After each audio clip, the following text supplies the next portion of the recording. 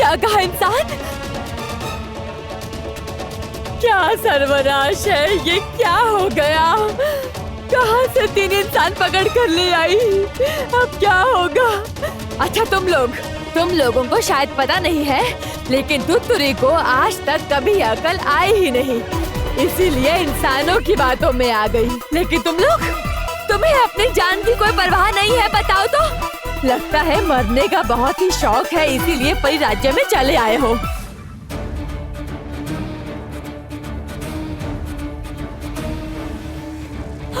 आग! आग?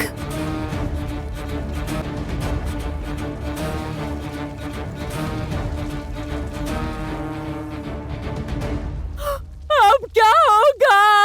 आग!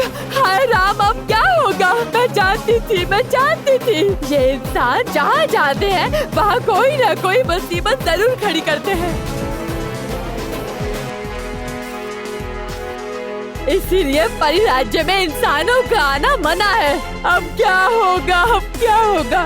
तुतुरी, तू इतने साल बाद लौटी और अपने राज्य में ये मुसीबत लेकर आ गई। छी छी छी, असभ्य, उदंड, बेवकूफ। अब क्या होगा? मैं कैसे बचाऊं? हाय, मैं किस तरफ जाऊं? कैसे अपने घर बचाऊं? कुछ समझ नहीं आ रहा। आग? यहाँ पर आग कैसे लग गई?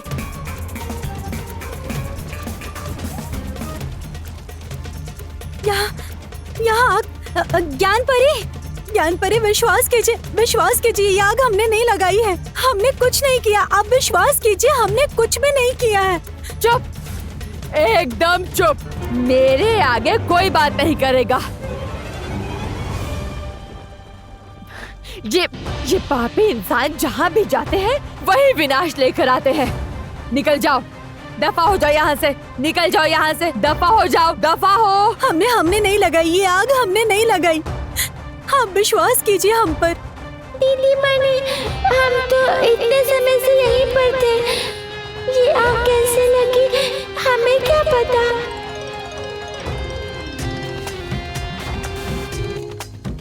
अरे बाप रे, मैं नहीं रुकूंगी, मैं चली जाऊंगी।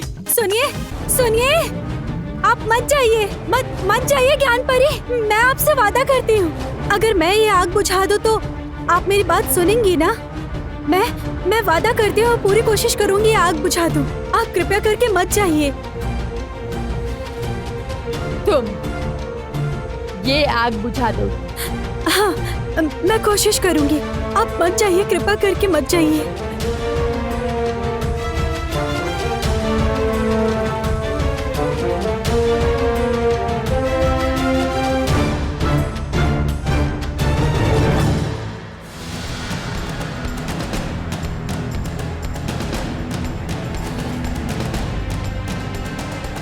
राजकुमारी, आग!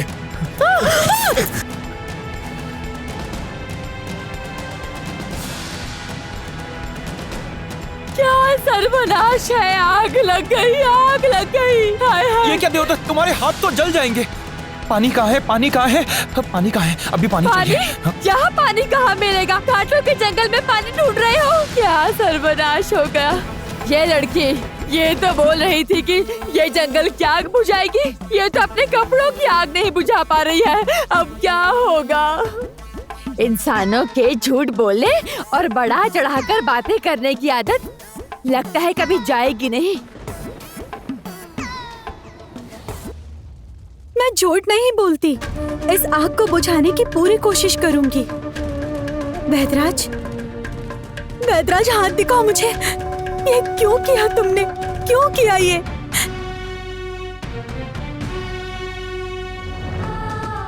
क्यों किया ऐसा? दिखाओ कि हाथ की हालत क्या हो गई है।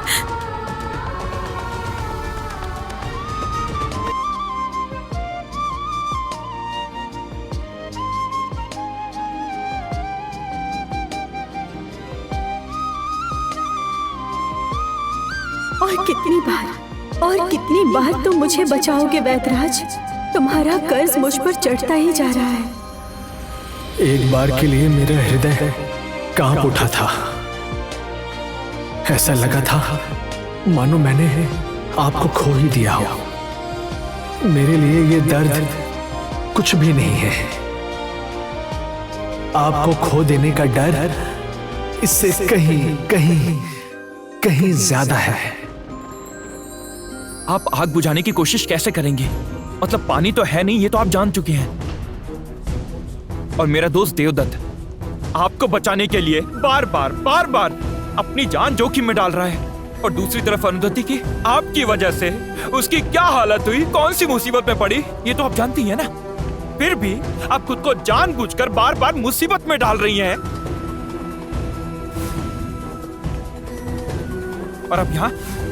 और अब आप यहाँ समय बर्बाद कर रही हैं। लेकिन कम से कम एक बार मेरी अरुंधति को खोजने नहीं जा सकती? हाँ अभिराज, ये तुम कैसे राजकुमारी से बात कर रहे हो? तुम भूलना मत, हम इनके रक्षक हैं। इनकी आंखों में देखकर इनसे बात करने की हैसियत हमारी नहीं है, क्योंकि ये हम लोगों में से एक नहीं है। इसलिए वैदराज, मैं अभिराज की चिंता समझ सकती हूँ। दोस्त अभिराज, ये मत सोचो कि मुझे अरु की चिंता नहीं है। ऐसा बिल्कुल नहीं है। अरु मेरे लिए क्या है ये अरु जानती है और मैं जानती हूँ।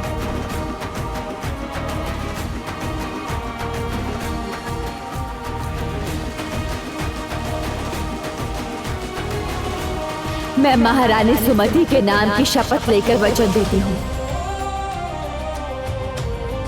आज से रूपमती की रक्षा ही मेरा एकमात्र ध्यान, ज्ञान और कर्तव्य होगा। किसी भी तरह का कोई भी खतरा रूपमती को छू तक नहीं पाएगा।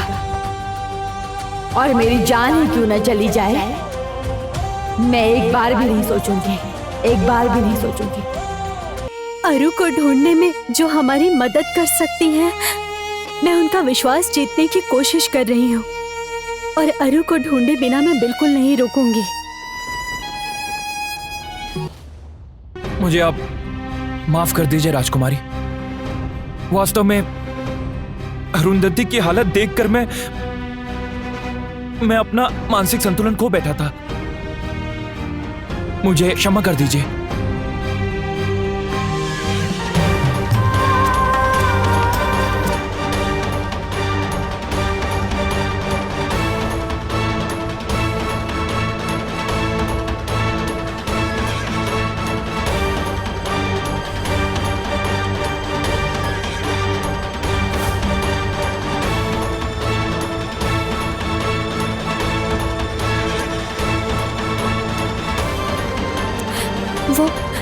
वो कौन है? और कौन? मरूद के साथी हैं। दोबारा से शहद चुराने जा रहे हैं। ऐसे ही सारी परियों का शहद ऐसा ही चलता रहा तो इस राज्य की सारी परियों का शहद चोरी हो जाएगा, कुछ नहीं बचेगा।